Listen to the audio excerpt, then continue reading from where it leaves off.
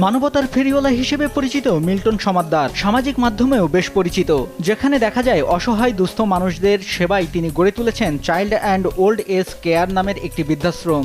রাস্তা থেকে অসুস্থ ও ভবঘুরীদের নিয়ে ওই বৃদ্ধাশ্রমে আশ্রয় দিয়েছেন, তবে তিনি যতটুকু করেন প্রচার করেছেন তার চেয়ে কয়েক গুণ। মানবতার আড়ালে প্রকৃতপক্ষে মিল্টন সমাদ্দার একজন ভয়ঙ্কর প্রতারক। সম্প্রতি এমন সংবাদ জাতীয় দৈনিক কালবেলায় প্রচার হওয়ার পর সামাজিক যোগাযোগ মাধ্যমে তা ভাইরাল হয়।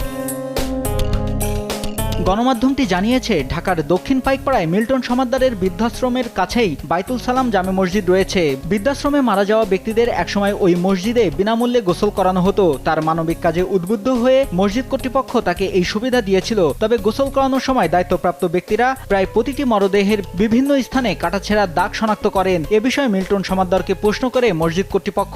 এরপর তিনি ওই মসজিদে মরদেহ পাঠানো বন্ধ করে দেন। মিল্টন সমাদ্দারকে দীর্ঘদিন ধরে চেনেন স্থানীয় একটি মাদ্রাসার পরিচালক জানান, রাস্তা থেকে মানুষ তুলে আনার পর স্বাস্থ্য পরীক্ষা করা হয়। যাদের কিডনি সহ গুরুত্বপূর্ণ অঙ্গ ভালো থাকে তাদের যথাযথ চিকিৎসা করানো হয়। তাদের জন্য ভালো খাওয়া দাওয়ার ব্যবস্থা করেন। এরপর সুস্থ হলে তাদের অঙ্গ প্রত্যঙ্গ নেওয়া হয়। সুস্থ মানুষ, কিন্তু কিছুদিন পরে দেখি তারা মারা যান।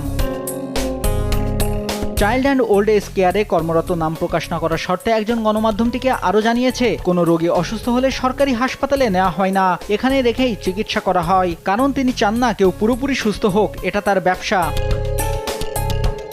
মিল্টন সমাদ্দারের বিরুদ্ধে বিভিন্ন সময়ে নিজস্ব লাঠিয়াল বাহিনী দিয়ে একাধিক ব্যক্তিকে মারধরেরও অভিযোগ রয়েছে। তার আশ্রমের ভেতরে রয়েছে নিজস্ব বন্দিশালা, সেখানে আছে লাঠিসোঁটা, পাইপসহ মারধরের নানা উপকরণ। চুন থেকে পান খসলেই তার লাঠিয়াল বাহিনী হামলে পড়ে। সবশেষ ঈদ উল ফিতরের আগের দিন 10 এপ্রিল সাভারের কমলাপুর এলাকার বাহেরটেকে নিজের কেনা জমি দেখতে গিয়ে বেধড়ক মারধরের শিকার হন মোহাম্মদ শামসুদ্দিন চৌধুরী নামে 65 বছর বয়সী এক ব্যক্তি। এ সময় তার সঙ্গে ছিলেন মেয়ে ও মেয়ের জামাই। এ ঘটনায় মিল্টন সমাদ্দারকে প্রধান আসামি করে সাভার মডেল থানায় একটি মামলা দায়ের করেছে ভুক্তভোগী পরিবার। এদিকে মিল্টনের ভয়ে নিজের বাড়িতে যান না স্থানীয় খ্রিস্টান পাড়ার অনেক মানুষ। তাদের মধ্যে একজন হেমন্ত রোজারিও। মিল্টনের আশ্রমের পাশে তার একটি জমি রয়েছে। স্থানীয় এক ব্যক্তির কাছ থেকে তিনি ওই জমিটি কিনেছেন। পরে মিল্টন সমাদ্দার জমিটি কিনে নিতে চান, তবে তিনি বিক্রি করতে রাজি হননি। এক পর্যায়ে জমিটি জোর করে দখলে নিয়ে স্থাপনা তৈরি করেন মিল্টন। বাধা দিতে গিয়ে হেমন্ত রোজারিও মারধরের শিকার হন। মিল্টন নিজে তাকে মারধর করেন। এরপর স্থানীয় লোকজনের বাধায় ওই স্থাপনা ভেঙে ফেলা হলেও এখনও ভয়ে আতঙ্কে নিজের জমিতে যেতে পারেন না।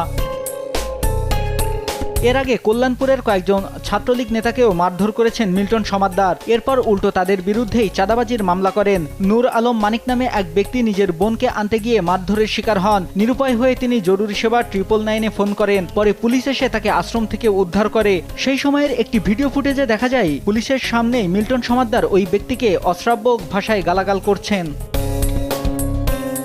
বরিশালে চন্দ্রকোনা খ্রিস্টান মিশনারি চার্চ দখলের চেষ্টার অভিযোগ রয়েছে মিল্টন সমাদ্দারের বিরুদ্ধে। দখলের উদ্দেশ্যে তিনি ধর্ম মন্ত্রণালয়ের সিল স্বাক্ষর জাল করে চার্চের নতুন কমিটি গঠন করে বরিশাল জেলা প্রশাসককে একটি চিঠি দেন। ওই কমিটিতে সভাপতি করা হয় মিল্টন সমাদ্দারকে। কমিটির বাকি সদস্যদের প্রায় সবাই মিল্টনের পরিবারের সদস্য ও আত্মীয় স্বজন। তবে এ বিষয়ে কিছুই জানতেন না চার্চের দায়িত্বরত যাজকরা। পরে তারা ধর্ম মন্ত্রণালয়ে যোগাযোগ করলে মন্ত্রণালয় থেকে তাদের জানানো হয় এ ধরনের কোনো চিঠি ইস্যু করা হয়নি। এরপর তারা কোর্টে মামলা করলে কোর্ট জালিয়াতি করে চার্চ দখল করতে চাওয়া ব্যক্তিদের ওই চার্চের সীমানায় প্রবেশে নিষেধাজ্ঞা দেন।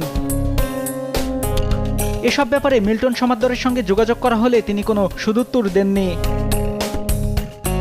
নিউজ ডেস্ক, দেশ টিভি।